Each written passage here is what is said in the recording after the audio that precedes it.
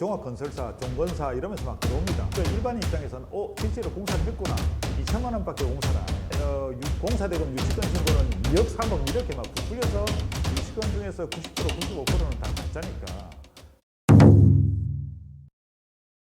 지난번에 선순위 임차인 건에 대해서 쉽게 말해서 선수들, 그 경매 사기꾼들이죠. 선수들이 하는 전문가라고 하는 사람들이 하고 있는 그 나쁜 행위들에 대해서 한번 말씀을 드렸는데 그게 상당히 좀 여러분들의 반응이 호응이 상당히 좋은 것 같아서 유치권에 관해서도 간단하게 제가 몇 말씀 드려보도록 하겠습니다. 그 경매를 좀 본인이 알고 있는 지식을 활용해서 그것을 악용을 해가지고 극단적인 수익을 취하려고 하는 사람들, 그런 행태의 물건들이 유치권의 모습으로 둔갑해서 나오는 그런 건에 대해서 말씀드려보도록 하겠습니다.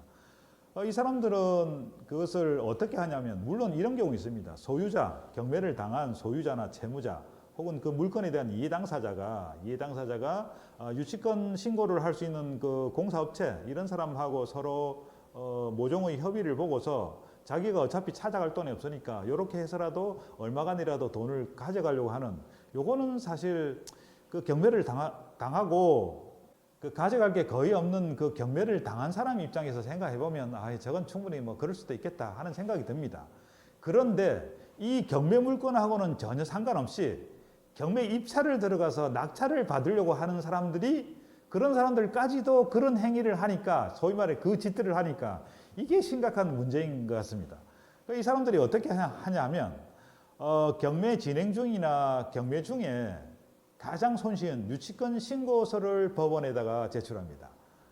제가 계속 말씀드리지만 이 법원은 어떤 서류가 접수가 되면 진짜 가짜 여부를 떠나서 그 서류를 다 접수를 받아줍니다. 그리고 그 내용을 유치권 신고서가 몇 월 며칠 날에 유치권 신고, 누가 유치권 신고를 했고, 그 다음에 금액이, 유치권 주장하는 금액이, 유치권 금액이 얼마다까지 해서 다 올려줍니다. 소상하게. 근데 이게 개인이 아니고 어떤 그 기업체다, 회사다, 뭐 그러면 법인이 만약에 유치권 신고를 한다. 그럼 개인보다도 훨씬 더 일반인들 입장에서는 부담감이 많이 생깁니다. 그런데 제 경험 측상 낙찰받고 그 법인 주소가 적혀져 있는 현장에 가보면 그런 법인 자체가 존재하지 않는 경우가 비일비재합니다. 엉터리 유치권을 집어넣고 사람들이 입찰을 좀 두려워하게 만들고, 내지는 유치권 금액을 감안해서 금액을 떨어뜨리게 만들어 놓고 난 다음에 자기들이 적당한 금액으로 들어가서 낙찰을 받습니다. 그런 행태로 악용을 하는 사람들이 좀 있는 것으로 파악이 됩니다. 왜냐하면 저희가 실제로 유치권 주장된 물건을 가지고 현장에 갔는데 그런 업체조차가 없다, 그런 법인이 없다, 그런 개인이 없다, 그럼 이건 다 그 목적으로 집어넣은 유치권자일 거 아닙니까? 근데 정말로 그런 일들이 많이 있거든요. 제가 그 도고렉스 아파트를 2년 전에 낙찰 받았는데 그것도 경매 진행 중에 유치권 신고서가 들어왔습니다. 입찰 직전에. 그래서 그 유치권도 저희는 가짜일 것이라 판단했고, 그거 역시도 마찬가지로 유치권 그 소재지에 없습니다. 그 업체가. 그래서 저희는 경매 진행 중에, 더군다나 입찰 직전에 들어오는 유치권 그냥 한마디로 땡큐 이러면서 들어갑니다. 우리가 낙찰을 받을 수 있게끔 상대방이 도와주고 있다. 혹은 우리가 입찰가를 좀 다운시킬 수 있게끔 상대방이 또 도와주고 있다. 이런 느낌으로 저희는 들어갑니다. 그리고 왜냐하면 그렇게 뒤늦게 들어오는 것들은 일단 점유 관계에서 성립이 되지 않습니다. 유치권 신고서는 집어넣어도 점유를 하고 있어야 되잖아요. 그 점유가 보통은 성립이 되지 않는 경우가 비일비재하니까. 그래서 이런 사람들이 자기들이 낙찰받을 목적으로 그런 행위들이 많이 합니다. 또 그게 있습니다. 유치권을 집어넣으면 아까도 말씀드린 것처럼 은행에서 대출이 잘 나오지 않습니다. 유치권 신고서가 들어가고 유치권 금액이 튀어나오면 은행에서는 그 사건, 매각물권 명세서나 사건에 관한 내용을 살펴보면서 유치권으로 지금 2억이, 3억이, 5억이 이런 식으로 주장되어 있으면 은행에서 대출이 나오지 않습니다. 은행에서 대출을 안 해줍니다. 그래서 이거는 아예 10원짜리 하나 아예 전혀 대출이 안 나오는 경우도 있고, 이것을 유치권 금액에 대해서, 유치권에 대해서 저희가 은행 담당자를 설득을 해서 그 금액을 감안하고 나머지 금액을 대출 나오게끔 뭐 그렇게 하는 경우들은 있습니다. 근데 유치권 신고서가 들어가는 순간 낙찰자가 대금 납부하는데 치명적으로 결함을 발생시키는 것이니까 또 이것을 이 사람들은 실제로 노리고 있고요. 유치권을 해결해야 된다는 심적 부담을 주기도 하고 그리고 대출 문제, 그 대금 납부할 적에 자금을 마련하는 문제에 크게 치명타를 줌으로 인해서 사람들을 입찰을 들어오지 못하게 혹은 금액을 낮추게 뭐 이런 식으로 유도를 합니다. 그래서 허위 유치권 신고서들이 입찰 직전에 들어오는 경우들이 비일비재합니다. 그리고 이런 경우들도 있습니다. 제가 실제로 낙찰을 받아가지고 유치권을 해결하기 위해서 해당되는 사람들을 만나보면서 이제 경험하고 그리고 해결하고 했던 문제들인데 유치권이 제3자가 집어넣는 경우는 현장 가서 조사하면 그 존재하지 않는 경우가 비일비재하다고 제가 말씀드렸고, 그런데 실제로 유치권을 주장하는 사람을 명확하게 만나볼 수 있는 사항들도 있습니다. 근데 이 유치권 주장하는 사람들이 여러분이 면밀하게 잘 살펴보다 보면 이게 다 연결되어 있습니다. 권리 신고한 사람, 그러니까 유치권을 주장할 정도의 물건이면 유치권 하나에서 끝나는 게 아니고 거기에 뭐 선순위 임차인이라든지 기타 여러 가지가 같이 맞물려 가는 그런 건들이 있습니다. 우리가 생각하는 특수권으로 분류할 수 있는 유치권이 있는 특수권, 선순위 임차인이 있는 경매권, 뭐 이렇게 하나하나 가는 게 아니고 두 개, 세 개를 서로 동시로 맞물려 가게 해놓습니다. 그럼 이런 경우에는 진짜 입찰 들어가기가, 선뜻 들어가기가 쉬운 일, 경매 전문가들조차도 하나가 아니고 두 개, 세 개 이렇게 중복이 되면 들어가기를 상당히 꺼려합니다. 그런데 두 개, 세 개를 하면서 들어오는 건들이 있습니다. 이것은 뭐냐 하면 소유자 경매를 당한 이해당사자와 경매 브로커 같은 이런 그 소위 말해 경매를 좀 잘 아는 사람이 모종의 합의를 가지고 이런저런 장치를 해놓습니다. 장치를 해서 다시 자기가 경매에 당한 물건을 싸게 떨어뜨려서 채권을 해결하고 다시 받아가라는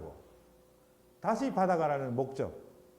또 두 번째는 뭐냐면 다시 가져가지 못하더라 해도 유치권 금액 그리고 선순위 임차인 금액대가 따지면 뭐 이것도 몇천, 이것도 뭐 1억 얼마, 2억 얼마 이런 금액들을 다 합치면 만약에 뭣도 모르고 그냥 이게 설마 이거 진짜겠어 이러면서 들어가는 사람들도 있거든요. 들어갔을 때 이 사람들한테 받아낼 수 있는 금액 내지는 그 사람이 포기를 함으로써 그 포기를 해서 대금을 미납함으로써 자기 그 경매권에 쌓여져 가는 입찰 보증금. 이 입찰 보증금도 결국 부채, 채권을 상환하는데 엄청나게 그 요긴하게 쓰이는 자금들 맞거든요.